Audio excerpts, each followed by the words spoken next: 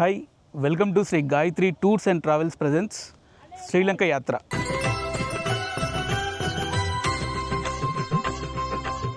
ఇప్పుడు శ్రీలంక యాత్రలో మనం అనురాధపుర సిటీలో ఉన్నాం. అనురాధపుర అంటే టోటల్గా బుద్ధిజం టూరిజం ఇక్కడ ఉంది.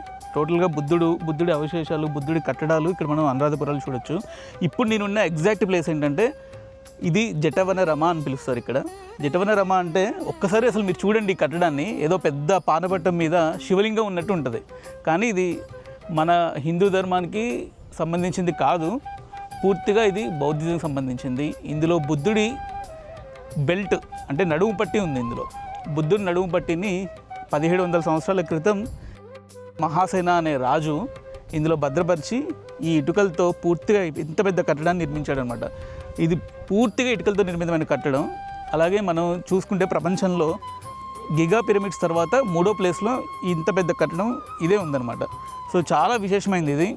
బౌద్ధులకి చాలా ముఖ్యంగా చాలా పవిత్రమైన ప్రదేశం ఇది. కంపల్సరీ శ్రీలంక వచ్చిన వాళ్ళు ఎవరైనా సరే, ఈ బౌద్ధిజాన్ని నమ్మే వాళ్ళైనా సరే, జనరల్గా మనలాంటి టూరిస్టులైనా సరే కంపల్సరీ మస్ట్ విజిట్ ప్లేసెస్లో ఈ అనురాధపురాలో ఈ జటవన రమ స్తూపం ఖచ్చితంగా ఉంటుంది. మీరిప్పుడు ఎప్పుడైనా శ్రీలంకకు వచ్చినప్పుడు ఖచ్చితంగా ఈ జటవన రమ బౌద్ధ స్తూపాన్ని విజిట్ చేయండి. చాలా మంచి అనుభూతిని ఇస్తుంది. చాలా ప్రశాంతమైన వాతావరణం, చుట్టూ చూడండి పచ్చడి చెట్లు, మధ్యలో ఒక సనాతన అంటే చాలా పాతదైన కట్టడం మిమ్మల్ని దూరం నుంచి అనమాట, మిమ్మల్ని చాలా దూరం నుంచే చాలా ఆకర్షిస్తూ ఉంటుంది. ఏంటిది ఏంటిది ఏంటిది అని. నిజానికి చెప్పాలంటే దూరం నుంచి చూస్తుంటే సేమ్ శివలింగం లాగే అనిపించింది నాకైతే. ఒక పెద్ద పానపట్టం మీద ఏదో శివలింగం ఉందేమో అన్నట్టు ఉంది. కానీ ఇది బుద్ధుడి బెల్ట్ను భద్రపరిచిన ఇటుక స్తూపం అనమాట.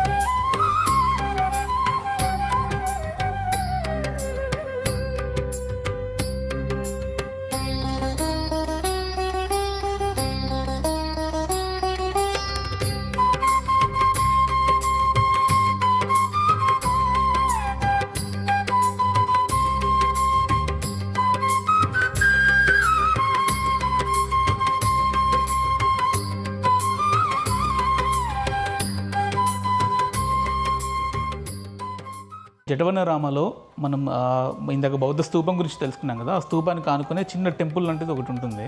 ఆ టెంపుల్లో మనం ఎవరైతే ఈ ఆలయాన్ని నిర్మించారో ఈయనే కింగ్ మహాసేన. ఈ మహాసేననే బుద్ధుడి బెల్ట్ నడుము పట్టిని తీసుకొచ్చి అందులో పెట్టి చుట్టూ ఇటుకలతో అంత పెద్ద కట్టడాన్ని నిర్మించింది ఈ మహాసేన కింగ్. ఇంకొకటి మీకు చాలా విచిత్రమైన చెప్పాలి ఏంటంటే, ఇక్కడ హిందువుల్ని కూడా, హిందూ దేవతల్ని కూడా మిక్స్ చేశారనమాట. అంటే అప్పట్లోనే ఎలా ఉందో చూడండి, హిందూ దేవతలు, బౌద్ధిజం అంతా సో మిక్స్డ్ అప్ అయినట్టు మనకు కనిపిస్తూ ఉంటుంది. అక్కడ చూస్తే వినాయకుడు ఉన్నాడు, సో దేవతలు, సమ్ హిందూ లోపల కూడా చూస్తే కొంతమంది హిందూ దేవతలు ఉన్నారు. అండ్ ఇంకోటి చెప్పాలంటే మీకు ఇక్కడ మహావిష్ణువు విగ్రహం ఉంది. ఇక్కడ మహావిష్ణువు విగ్రహం ఉంది, ఒకసారి చూడండి. గరుడ పక్షి మీద కూర్చున్న మహావిష్ణువు, లోపల విష్ణుమూర్తి నల్లటి విగ్రహాన్ని చూడొచ్చు. విష్ణుమూర్తిని కూడా బిలీవ్ చేస్తాము. విష్ణు దశావతారాలు బుద్ధి అవతారాలుగా మేము పరిగణిస్తూ ఉంటాం ఇక్కడ. సో అందుకని మేము మహావిష్ణువుని కూడా ఇక్కడ కొలుస్తున్నాము. ఇంత పెద్ద బౌద్ధ స్తూపంలో బుద్ధుడు మాత్రమే కాదు, సో ఇక్కడ మహావిష్ణువు కూడా పూజలు అందుకుంటున్నాడు.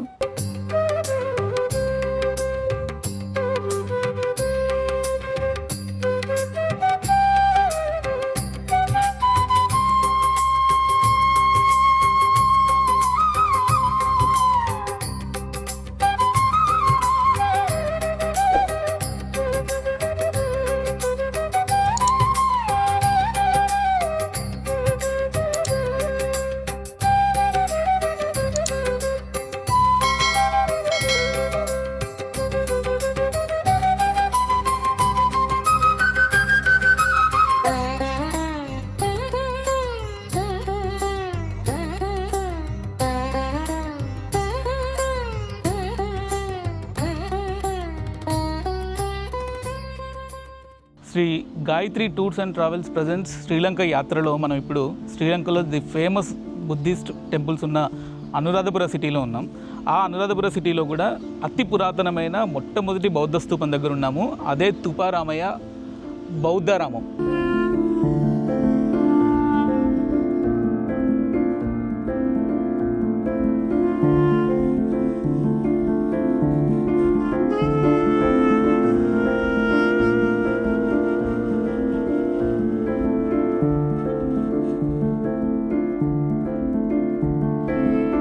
అసలు బౌద్ధరామాల్లో మొదటిది ఇది.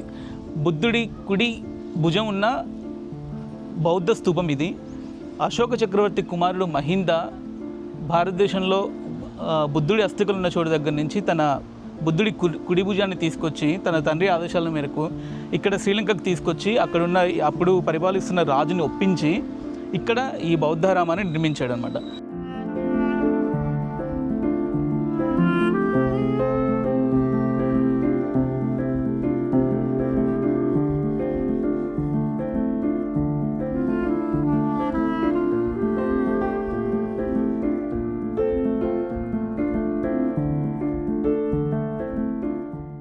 ఇప్పుడు మీరు చూస్తే మీకు డౌట్ రావచ్చు, ఏంటి ఈ స్తంభాలు ఏంటి, కొన్ని పడిపోయి ఉన్నాయి, కొన్నేమో స్ట్రైట్గా ఉన్నాయి, కొన్నేమో అసలు ఇక్కడ అసలు లేవు, మొత్తం పొయ్యి ఉన్నాయి అని రావచ్చు. కానీ ఇదేంటంటే ఫస్ట్ బౌద్ధ స్తూపాన్ని నిర్మించినప్పుడు దీనిపైన ఒక కప్పు ఉండేదన్నమాట.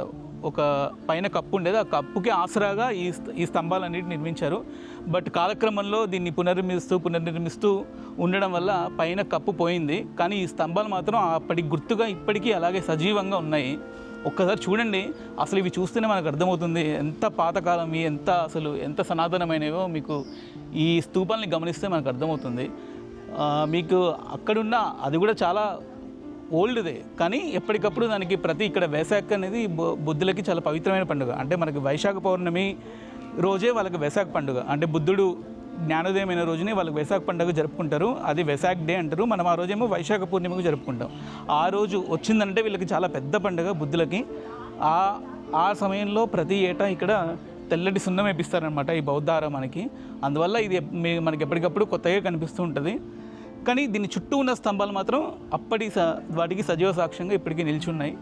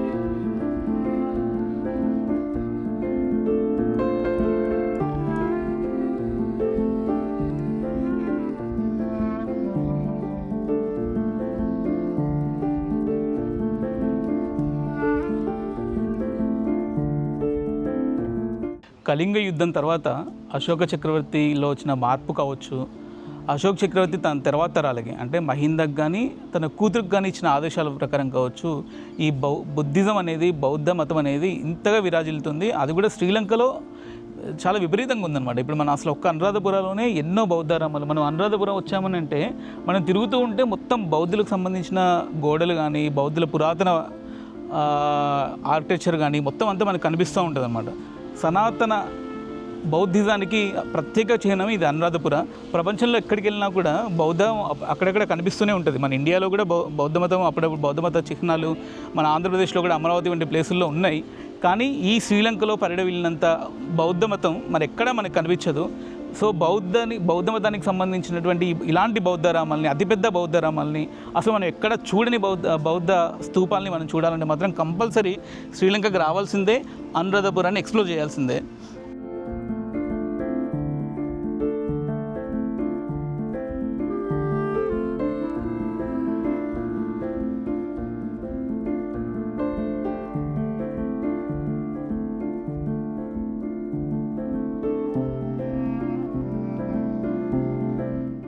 ఇది 2000 ఏళ్ల క్రితం డుటు జమును అనే మహారాజు దీన్ని నిర్మించాడు. చూడ్డానికి తెల్లటి కొండలా కనిపిస్తున్నా కానీ ఇది చాలా పవిత్రతకు మారిపోయారు. ఎంతోమంది బుద్ధులు ఇక్కడ ప్రశాంతత కోసం ప్రతిరోజు ఇక్కడికి వస్తుంటారు.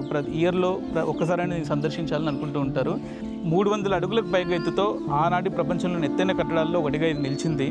ఈ ప్రాకారానికి ఉన్న ప్రత్యేకత ఏంటో తెలుసా? దీని చుట్టూ ఏనుగులు ఈ మహాస్తంభాన్ని మోస్తున్నట్లుగా చెక్కిన ఏనుగుల గోడ. ఈ స్తూపాన్ని చూస్తుంటే ఒక వెలుగు ముద్ద నిజంగా ఆకాశం నుంచి నేలకు దిగొచ్చిందా అన్నట్టు కనిపిస్తుంది. ప్రతి ఏటా లక్షలాది మంది భక్తులు ఇక్కడికి వచ్చి తమ మనసును ప్రశాంతతతో నింపుకుంటూ ఉంటారు.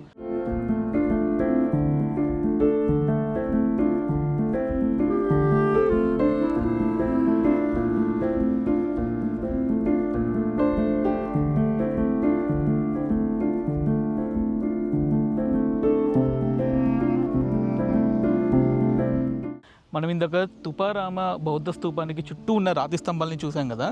అందులో కొన్ని ఉన్నాయి, కొన్ని వంగిపోయి ఉన్నాయి, కొన్నిటికేమో అసలు మొదలుండి మొత్తం అన్ని విరిగిపోయినట్టు మనం అనుకున్నాం. ఎక్కడ పెట్టారా ఏంటి అని ఒకసారి చూడండి. మీరు అక్కడ చూస్తే అక్కడ కనిపిస్తూ ఉంటాయి చూడండి. కొన్నేమో ఉన్నాయి, కొన్ని వంగిపోయి ఉన్నాయి, కొన్నేమో మధ్య మధ్యలో మిస్ అయిపోయి ఉన్నాయి. సో ఇదంతా వటాధారగా వాళ్ళని పిలుచుకునే వాళ్ళు, ఎందుకంటే ఇది దానికి పైకప్పుకి ఆసరాగా ఉండేవని ఇందాక చెప్పుకున్నాం కదా. సో వాటి మిగిలిపోయిన మరి అవి భాగాలు ఎక్కడ పడేశారంటే బయటకు వచ్చి చూస్తే మనకు కనిపిస్తాయి. చూడండి ఇక్కడ చిన్న చిన్న ముక్కలుగా స్తంభాలకి నెంబర్లు కూడా ఉన్నాయి. ఇక్కడ కరెక్ట్గా గమనిస్తే ఆ నెంబర్లు వేసి ఏ స్తంభం ఏంటనేది, విరిగిపోయిన వాటిని కింద మొదళ్ళు, పై, మధ్యలో స్తంభాలు అన్ని ముక్కలు అన్నీ ఇక్కడ సెట్ చేసి పెట్టారు. మేబీ ఫ్యూచర్లో వీటిని ఏమన్నా మళ్ళీ అక్కడికి చేర్చే ప్లాన్లో ఉన్నారేమో తెలీదు.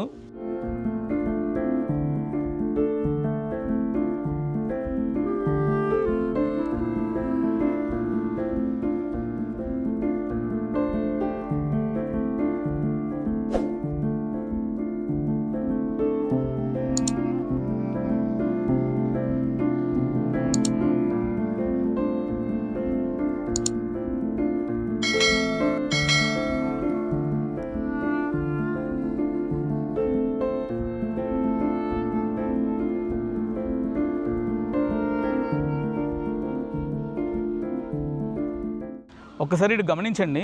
నా లెఫ్ట్ సైడ్ ఉన్నది ప్రపంచంలోనే మొట్టమొదటి బౌద్ధ స్తూపం తుపారామయ్య. ఇందులో బుద్ధుని కుడి భుజం అస్థికలు ఉన్నాయి.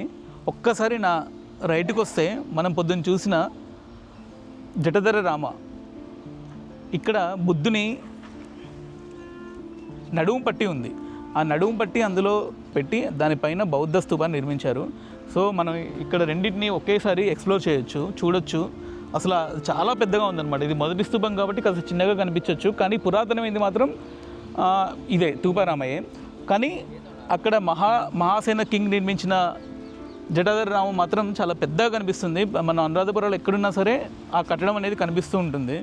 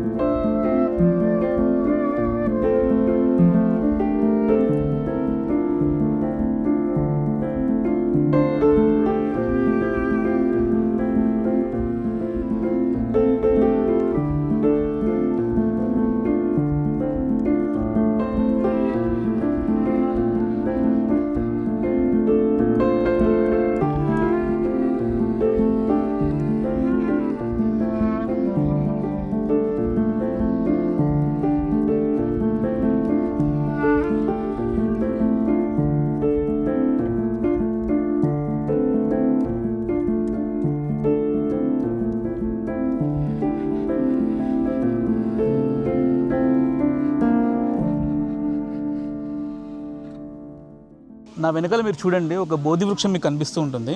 అదే జయశ్రీ మహాబోధి. జయశ్రీ మహాబోధి రువెన్వేలి మహాశయకి చెంతనే ఉంటుంది. ఇదంతా అనురాధపుర సిటీలోనే. అనురాధపుర సిటీలో రువెన్వేలి మహాశయ మనం ఇందాక చూసాం కదా స్తూపం, ఆ స్తూపానికి దాని దగ్గరలోనే ఈ జయశ్రీ మహాబోధి ఉంటుంది. ఈ జయశ్రీ మహాబోధి వృక్షానికి చాలా పెద్ద చరిత్ర ఉంది. మన భారతీయ చరిత్రలో సువర్ణ అక్షరాలతో లిఖించబడిన చరిత్ర ఎవరిది అని అంటే అశోకుడిది అని అంటాం. అశోకుడు కళింగ యుద్ధం తర్వాత శాంతి మార్గాన్ని అనుసరించి బౌద్ధిజాన్ని పాటించి శాంతిదూతగా మారాడు. ఆయన కుమార్తె సంఘమిత్ర. ఆ సంఘమిత్ర బుద్ధుడికి జ్ఞానోదయమైన బోధి వృక్షానికి దక్షిణ కొమ్మని తీసుకొని శ్రీలంకకు వచ్చింది సముద్ర మార్గంలో. ఆమె వచ్చినప్పుడు ఇక్కడున్న మహారాజా ఆమెకు ఘన స్వాగతం పలికి ఆమె తెచ్చిన బుద్ధుడి జ్ఞానోదయం అయితే ఎక్కడైందో ఆ వృక్షాన్ని నుంచి తీసుకొచ్చిన కొమ్మని ఆమె చేతులతోనే ఇక్కడ నాటింపజేశారు. అదే ఇప్పుడు మహావృక్షమై బుద్ధులకి మహా జ్ఞానోదయాన్ని పంచుతుంది. ఇది చాలా పవిత్రమైన ప్రదేశం బుద్ధులకి. అనురాధపురాలో ఉంది Jayashree Mahabodhi. Now we are in Sri Mahabodhi tree. This is more than 2,500 years old. This is one of main part in Anuradhapura city. This bring in King Asoka's daughter in Sanghamitta Thero before 2,500 years.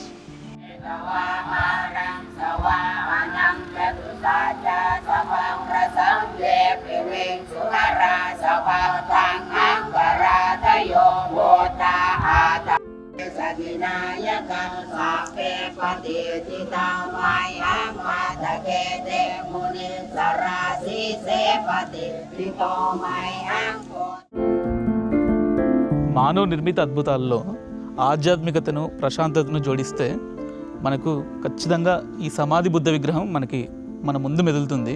ఎందుకనంటే జనరల్గా మనం అనురాధపురాలో ఇప్పటివరకు మనం చూసిన ఎంత బౌద్ధ స్తూపాల్లో బుద్ధుడి అస్థికలు, బుద్ధుని అవశేషాలు అందరూ భద్రపరిచారు. సమాధి బుద్ధ దీని పేరు. సమాధి బుద్ధ అనగానే మనం ఇక్కడ ఏమనుకుంటామంటే బుద్ధుడికి సంబంధించిన సమాధి ఏమైనా ఉందేమో అన్న భ్రమ మనకు కలగొచ్చు. ధ్యానంలో ఒక స్థితి సమాధి స్థితి. ఆ సమాధి స్థితిలో ఉన్న బుద్ధుని విగ్రహమే ఈ సమాధి బుద్ధ. దీన్ని క్రీస్తు శకం 4వ శతాబ్దంలో అనురాధపుర సామ్రాజ్య వైభవంలో ఈ విగ్రహం రూపుదిద్దుకుంది. ఒకే ఒక్క డోలమైట్ పాలరాతి నుంచి దీన్ని మొత్తం చెక్కారనమాట. సుమారు 7 అడుగుల ఎత్తున్న ఈ విగ్రహం ప్రాచీన సింహల శిల్పకళా వైభవానికి ప్రత్యక్ష సాక్ష్యం. బుద్ధుడు ఇక్కడ ధ్యాన ముద్రలో కనిపిస్తాడు. ఆయన కళ్ళు సగం మూసుంటాయి. చూడండి, గమనించండి, కరెక్ట్గా చూస్తే ఆయన కళ్ళు సగం మూసున్నట్టు కనిపిస్తాయి.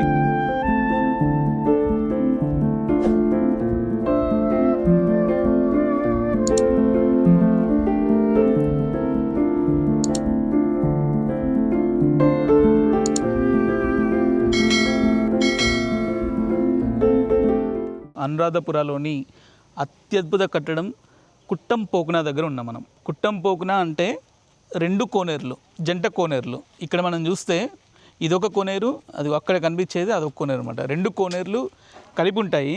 ఇవి సుమారు 1200 ఏళ్ల క్రితం నిర్మించిన అతి ప్రాచీన కోనేరులు. ఇవి అప్పట్లోనే అసలు అత్యద్భుతమైన ఇంజనీరింగ్ టెక్నాలజీతో ఎలా వీటిని కట్టారో కూడా మనకు అసలు అర్థం కాదు. మీరు ఇక్కడ గమనిస్తే ఇవి కేవలం నీటి గుంటలు మాత్రం కాదు, ఇది గ్రానైట్ రాళ్ళతో నిర్మించిన అద్భుత కట్టడాలు. ఇవి అంతకుముందు దీన్ని అభయగిరి విహారం అని పిలిచేవారు. అభయగిరి విహారంలో ఉండే బౌద్ధ సన్యాసులు స్నానం చేసుకోవడానికి అని చెప్పి వీటిని నిర్మించారు. ఒక్కసారి చూడండి, 2 మన ఆశ్చర్యకర విషయం ఏంటంటే ఇవి జంట కోనేరులు అంటాం, కానీ ఇదేమో చిన్నది, మనకు అటువైపు ఉన్నదేమో చాలా పెద్దది.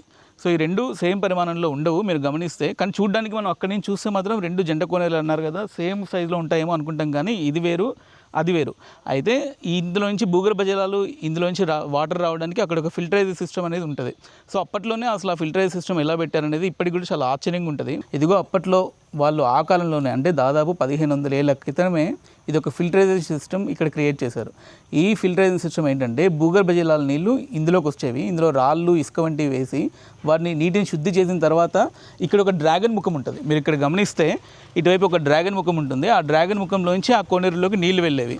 సో మన ఆ పక్కనే కూడా పంచతలల నాగ విగ్రహం ఉంది.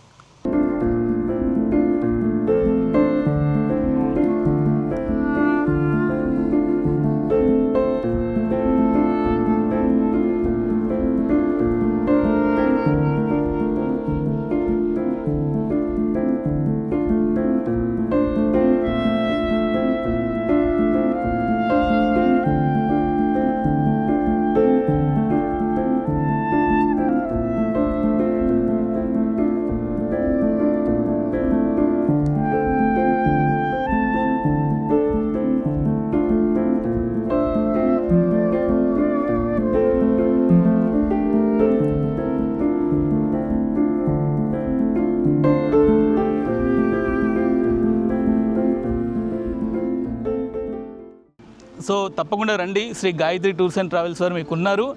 సో వారిని కాంటాక్ట్ అవ్వండి. ఇలాంటి మర్చిపోలేని చరిత్రలో సజీవ సాక్ష్యంగా ఎప్పటికీ నిలిచిపోయే వాటిని మీరు ఎక్స్ప్లోర్ చేయండి.